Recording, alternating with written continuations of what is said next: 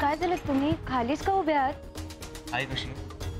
बरं आहेत ते आता, पण त्या काहीच खात पित नाहीये. दादा आला? हो आलेत ते. मला आईची फार काळजी वाटत होती.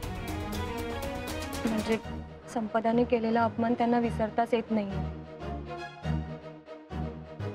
भाऊजी, तुमच्या प्रेमामुळे त्यांनी स्वानंदीला माफ केलंय, पण त्यांना ती घटनाच विसरता येत नाही. त्यामुळे त्यांना जास्त त्रास होतोय आणि त्यांनी सकाळपासून ना काहीच खाल्लेलं नाही आणि मला त्यांना नाही बघवत आहे तसं. म्हणून मी तुम्हाला इतक्या लवकर फोन करून बोलावून घेतलं. नाही बरं केलं. चल तिच्याशी बोलूया. हे सगळं माझ्यामुळे. चल आता बोलूया पहिले.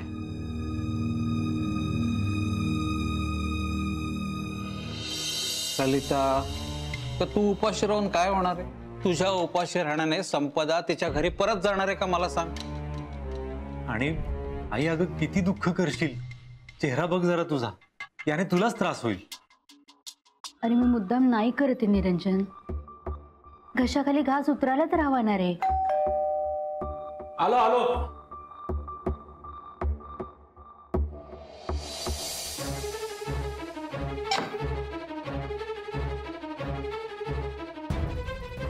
आई, अरे तू सासरे राहणार होतास ना तुझ्या? राहायचं होतं रे, बरं वाटलं असतं त्यांना. आई, मीच त्यांना बोलावून घेतलं फोन करून. निलिमा, काय आहे तू? सगळ्यांची काळजी घेतेस, तुझी काळजी काय घेत नाहीस मग तू? कशी अवस्था झाली बघ तुझी. हा, सॉरी आई, माझ्यामुळे तुम्हाला त्रास होतोय. नाही ग. हो मला माहिती आहे. ताईने ना माझा राग तुमच्यावर काढला. प्लीज स्वानंदी, तिचं नाव नका घेऊ कोणी. मला ना भीती वाटायला लागते. ती जे काही बोलले ना ते सगळं आठवायला लागतं मला. नको ना नाव, प्लीज. आई, तुझा राग आहे ना संपदावर, मग तू राग काढ, चीड, बोलून मोकळी हो. मनात दाबून ठेवू नकोस, तुला त्रास होईल खूप. तेच तर जमत नाही येणार आहे. एक मन म्हणतं की माझ्यामुळे संपदाने घर सोडलंय, ती तिच्या आईपासून दुरावली, ती दोषी आहे. तर दुसरं मन म्हणतं की काल आलेली मुलगी इतकं बोलली मला, मी सगळं गप्पपणे ऐकून घेतलं. माझ्यापासून रस्त्यावरचा दगड बरा, त्याला कोणी लाथ मारले ना, लाथ मारणाऱ्याच्या पायातनं रक्त तरी काढतो तो. ते मी माझंच रक्त आटवते. आई अगं तसं नाहीये. हे बघ, चूक करणाऱ्यापेक्षा ना माफ करणारा नेहमी मोठा असतो. तू माफ करून टाक संपदाला. निरंजन, मी माफ करेन तिला. भीती वाटते रे मला पण. म्हणजे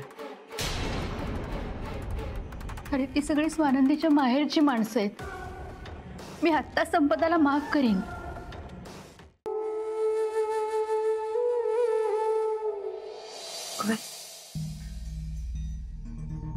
या बसा बसा बसा या बसा बसा. ललिताबाई, अगदी उन्हाच्या आलात, काही विशेष? मी सरबत आणते सर्वांसाठी. नको, खरं तर आता कशामुळेच बरं नाही वाटणार आहे मला. अंजलीताई, संपदा माझ्यामुळे चिडली आणि घर सोडून निघून गेली. फार अपराधी वाटते हो मला.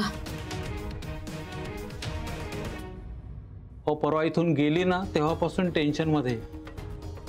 सारखं म्हणते माझ्यामुळे एक मुलगी तिच्या आईपासून दूर झाली. हो, असं काही आमच्या मनात नाहीये हो. खरं म्हणजे आमची संपदा जरा आगाऊच आहे. अंजलीताई मुलगी नाहीये मला, पण स्वानंदी, निलिमा मुलीसारख्याच आहेत मला. थोडा वेळ जास्ती घराच्या बाहेर आलं ना तरी जीव घाबरावतो माझा. तिथे संपदा घर सोडून गेले. फार चुकलो माझं. असं काही नाहीये, आमच्या मनामध्ये पण नाहीये तसं. हो खरंच, म्हणजे तो तुमचा मोठेपणा आहे आजी. हो ना. आणि त्या दिवशी संपदा इतकी सुरेख दिसत होती की माझ्या लक्षातच आलं नाही की महेश आणि तिचा प्रॉब्लेम आहे. आणि सहज विचारलो मी तिला आणि अहो काहीच हरकत नाही हो. कुणीही असतं ना तरी असंच म्हणालं असतं. हो पण अहो ती चिडली ना. पण खरंच आजी मी नको होतो असं बोलायला तिला. माफ करा मला. डोक्यानं एवढं ओझं आलं नाही या गोष्टींचं. तुम्हीच मदत करू शकता आता मला. मावशी तुम्ही तू काय करतेस इथे? अगं बाई खरंच सांगते तुला, आमचं अगदी सौभाग्यच म्हणायला पाहिजे. ललिताबाईंसारखे विहीणबाई आम्हाला मिळाले. आजी म्हणजे वच्छी आत्या त्यांना असं वाटतंय की संपदा त्यांच्यामुळेच आमच्यावर रागवून घर सोडून गेलीये. इतका वेळा फोन केले तिला, मेसेज केले, एकचही उत्तर नाही दिलं तिने मला. नाही तर मी स्वतः समजूत काढून तिची घरी घेऊन आले असते हो तिला. आमचे तर हातच बांधले गेले. तुमचा अपमान झाल्याचं कळल्यापासून वसंतानं तिच्याशी संबंधच तोडले. अरे देवा. तसं आम्ही वच्छी आत्यांना पाठवलं होतं तिला भेटायला. आता बायकांचा जीव राहतो का तुम्हीच सांगा. हो ना. भेटली का ती वच्छी मावशींना? हो भेटली ना. अपमानच केला त्यांचा. आमच्यामुळे वच्छी आत्यांना ऐकून घ्यावं लागलं. वच्छी मावशी मला घेऊन चला ना तिच्याकडे. मी तिची माफी मागते, त्याशिवाय ना हे ओझं उतरणार नाही माझ्या डोक्यावरनं. प्लीज. तिची तब्येत खालावली आहे वच्छी मावशी. संपदा भेटली तर निदान सावरेल तरी. तुमचं बरोबर आहे भाऊजी. ती पोरगी अशी आहे ना, समोर कोणाला उभं करत नाही हो. मीच गेले होते तर सिक्युरिटी गार्डला काय बोलवलं होतं बाई. अगं पण ललिताबाई बरोबर आहेत हे बघितल्यानंतर नाही करणार तसं. हो ना. हा ललिताबाईंचा किती मुला इज्जत ठेवला आहे त्या दिवशी बघितलं आपण ना. काय करेल ती? अपमान करेल ना माझा. मी सहन करीन. शेवटी मुलीसारखीच आहे होती. एक तर बिचारी एवढ्या वाईट काळातनं जाते.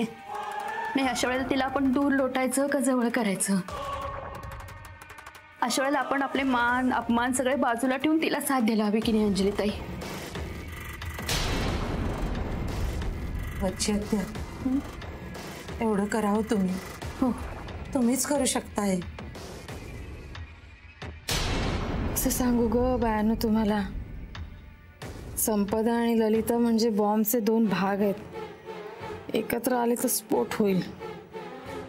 वच्छी आत्या हो आता कसला विचार करताय? विचार हाच की समजा मी नेलं ललिताला समोर तिच्या आणि ती काही बाई वागली तिच्यासोबत, तर माझी पंचायत होईल ना. नाही तुम्ही नका काळजी करू अजिबात. मी सगळं सहन करेन मुक्काट्याने अगदी.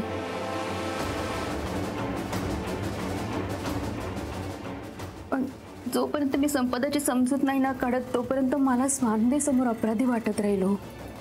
प्लीज. चला येते मग.